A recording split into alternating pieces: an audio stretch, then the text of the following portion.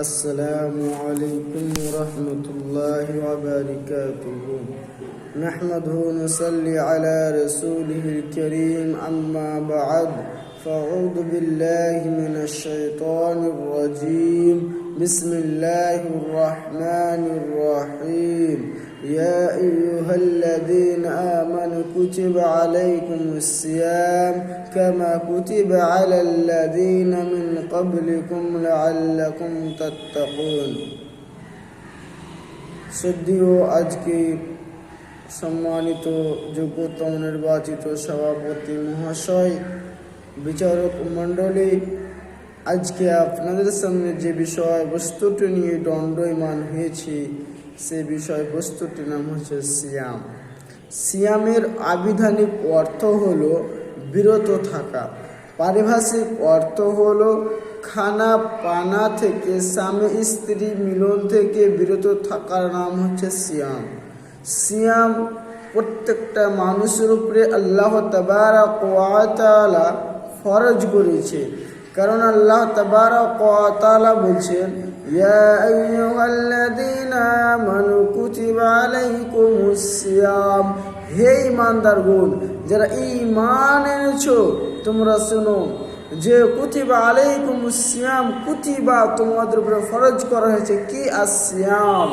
কেন ফরজ করা হলো, কেন ফরজ করলে রহস্য কি? এর রহস্য রয়েছে যে মিন ক্বাবলিকুম লাআল্লাকুম তাত্তাকুন, যাতে তোমরা পরিষ্কার হতে পারো, মুমিনদার হতে পারো, ঈমানদার হতে পারো। তাহলে এই 29 থেকে 30টি আমাদের উপরে যে রোজাটি ফরজ করলে এর কারণই হচ্ছে যে আমরা যাতে মুত্তাকিন হতে পারি। আর আজকে রমজান মাসে 7টি রোজা হলো, অর্থাৎ 7 নম্বর রোজা। এই 7 নম্বর রোজা, তাহলে 7 নম্বর রোজা আজকে রয়েছে। এই রোজা করছি মানে আমাদেরকে পরিবর্তন হতে হবে, কোরআন হাদিসকে একরে ধরতে হবে। এমনকি বলা হয়েছে শাহরু রমাদাল্লাযীনা উনজিলা ফিহিল কুরআন হুদাল লিন্নাস। এই যে কোরআনুল কারীম, যে কোরআনুল কারীমের সংবিধান চলার কথা ছিল, সেই কোরআনুল কারীম নাজিল হয়েছে রমজান মাসে। সুবহানাল্লাহ পড়ুন। এই রমজান মাসে কতটা ফজিলত রয়েছে, কতটা গুরুত্ব রয়েছে। রাসূলুল্লাহ সাল্লাল্লাহু আলাইহি ওয়াসাল্লাম বুখারী মুসলিম হাদিসের মধ্যে বলেছেন যে মান সামা, যে ব্যক্তি রোজা রাখবে আশরান, সে এমনি দিনে 10 নেকি পায়, ইলা সাবি'আতি আয়াতিন, তার 700 গুণ এমনি রোজার মাসে আল্লাহ তাবারক ওয়া তাআলা বিরুদ্ধ করে দেয়।